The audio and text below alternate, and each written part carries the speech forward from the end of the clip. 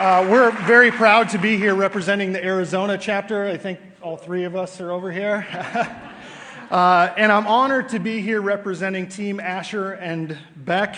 Earlier this week, I was having a conversation with our son Asher, who's 11, and I told him that his mom and I would be heading out to San Diego this weekend, that we were going to be at this conference. And I asked him if he would pray for me because I was going to be speaking. And he was cool about that. And he said, well, how many people are going to be there? And I was like, I don't know, 600 or 700. And his eyes got big. And I said, and there's going to be some more people watching online. And he kind of whispered under his breath, whoa. And he said, are you nervous? And I said, well, I mean, not too much. I talk about you guys and cystic fibrosis all the time. He said, do you know what you're going to say? I said, well, I mean, pretty much. I'm kind of still working on it. He said, well, you better figure it out. Otherwise, you're going to be wasting a lot of people's time.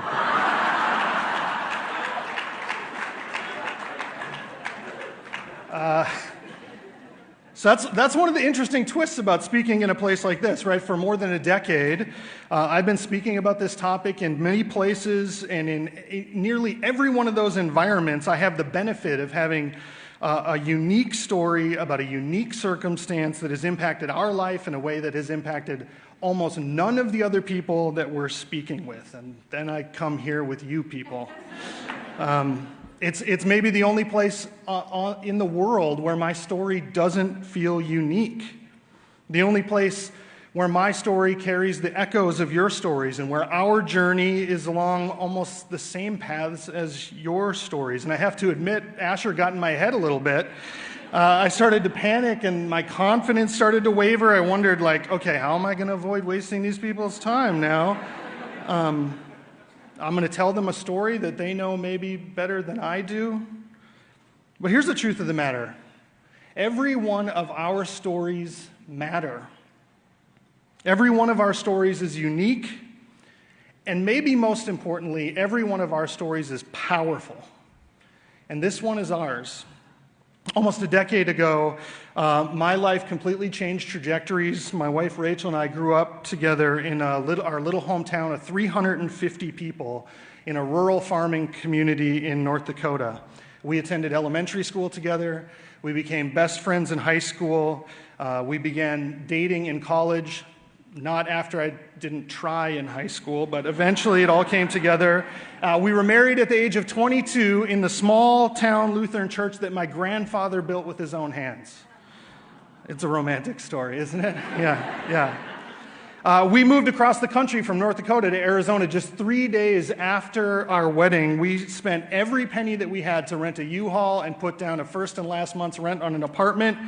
And we were so excited to be in our first apartment together as a married couple. We were excited to start a new life together. We traveled, we adventured, we planned, we dreamed about our future. And then after about 7 years, we decided it was time to move on to that next phase of life. We were going to start a family. I remember sitting in a doctor's office for our 20-week ultrasound the day before I left on a week-long wilderness adventure on the Canadian border with some friends. I include that part because it sounds manly. Did it work? Did it work? Yeah. It was at that appointment that we found out we would be having a son. And it was on that trip that I decided that I was not going to shave until Asher was born. It was going to be my Nazarite vow and my constant memory to pray for him and for his health specifically.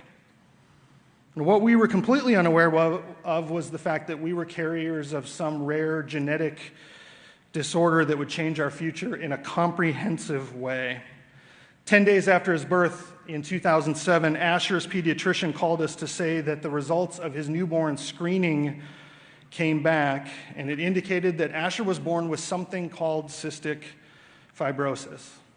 Now, here's the part where I would explain what cystic fibrosis is and how it works, but I don't want to waste your time. Since Asher's birth, we've had 3 sons. All of them have had cystic fibrosis. Our middle son, Paxton, was also born with a unrelated 1 in a million chromosomal deletion, and he died at 11 days of age.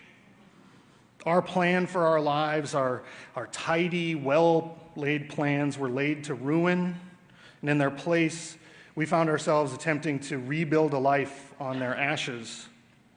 Over the past 12 years, we have been thrown into a life that's filled with medicine and doctors and insurance and grants and research, one that we never planned for, that we never chose, and yet it was the path that we were placed on. And I have to be honest with you, we've gotten really good at it. We've had to, right? The system is huge, and it's opaque, and it's complex, and it's overwhelming, and the system seems to be geared to make things as difficult as possible. There's friction at every turn, hours of phone calls every week, countless applications for grants and assistance, doctor's appointments, and hospital stays. Every part of it is hard and requires sustained effort. But we're thankful. We have good insurance through my work, and Rachel's able to work part-time so that she can be home with the boys and dedicate countless hours to insurance calls and dealing with pharmacies. I've also been gifted with a wife that is competent and intelligent and tenacious, and so we can navigate a system that seems to be designed so that we cannot navigate it. Like most parents that are thrown into a situation like this, and we've heard many of those stories already today, Rachel and I struggled with the same feelings of hopelessness that I think every parent experiences when this diagnosis comes into their life. But very quickly afterwards, we began to discuss, what's it going to look like for us to fight back? And we did what many of you have done. We began trying to raise awareness for a disease that we knew nothing about prior to this diagnosis. We began to fundraise and to film videos and to make t-shirts. And in a short period of time, that led to us being invited to speak at events on behalf of the Cystic Fibrosis Foundation in Arizona, which was our first connection with the foundation. And we were introduced there to a wider community of cystic fibrosis. Arizona only has about 500 people who have this disease. It is an incredibly small community. And what we found is as we connected to those people and as we pushed deeper and deeper into this, we began to carry the voices of people outside of our home. What had started as a fight for us and for ours became a fight for us and ours. What was motivated only by personal impact took on wide implications in our life. We had met so many families over the years who need someone to carry their voice, who feel left behind, who feel forgotten, who feel helpless, and we've tried to take on the mantle of helping carry that voice for them. Our deep and gory dive into the American healthcare system was not something we chose or not something we opted into, but it's the place that we found ourselves. And in the past couple of years, we've found that our voice as a local Arizona cystic fibrosis family has been expanded as we've been called into advocacy with the National Cystic Fibrosis Foundation. We've been involved in March on the Hill, which you heard just discussed, and we've been involved in a few other events that we've been invited to. We've been to Washington, D.C., deep into the heart of darkness, 5 times in the past few years. We've spent considerable amount of time as family-based lobbyists for our community. And it's in those offices scattered across the landscape of Washington that our story has begun to take on a new kind of power. One of America's favorite pastimes is to be critical and cynical towards our government, and boy, have they earned it. But we've quickly realized 2 things. Number one, we do not have the luxury of being cynical and dismissive about what our government is doing in relation to healthcare. We cannot ignore this discussion. And number 2, as we got involved with March on the Hill, we realized we actually had power to influence, to have our stories heard by people who actually make decisions that are going to impact not only our community, but every community across this country that deals with issues like ours. There's so much that people who don't live with cystic fibrosis don't understand about those of us that do. About the struggles and the disappointments and the fears and the frustrations and the sadness and the anger that comes with being thrust into this life. But the thing that they don't understand, maybe more than anything else, is the power of being a part of this community. When I stop and think, how did we end up here? How did this tiny, insignificant community of extremely sick young children grow into the most hopeful and exciting story in medicine? How did that happen? It's not because of the government or because of billionaire philanthropists or because of brilliant scientific minds that we ended up here. It's because a group of parents and family members and patients decided they weren't going to take it anymore, that they couldn't take it anymore, and they grabbed onto the only tools that they had available, their love and their stories, and they got to work. Yesterday, I had the privilege to be able to stand in a brand new, incredible, massive, state-of-the-art research facility that's dedicated almost entirely to developing and finding a cure for cystic fibrosis. It was incredible. I was able to speak with researchers and scientists in that place who have dedicated their professional lives to our cause. And those people were hungry. They were hungry to hear our stories, and they were hungry to hear how their work is impacting our families, and they were hungry to see the hope in our eyes about drugs that are coming in the next year that could mean so much for so many. Folks, you carry with you at all times the most powerful tool that God has ever blessed this earth with, love. And your passion and your commitment to this community and towards finding a cure overflows with it. Your story is just empty words, but infused with love, it becomes a force that is nearly unstoppable. And the unlikely story of our community and the transformation that we have seen in the past few decades is evidence of that power. You have personally harnessed that power of your story to organize and to inspire and to fundraise. You've built incredible teams of people. You've raised incredible amounts of money. And the engine that has fueled every bit of it is your story imbued with the power of your love. And that work has now put us in a complex position that seemed almost impossible a decade or two ago.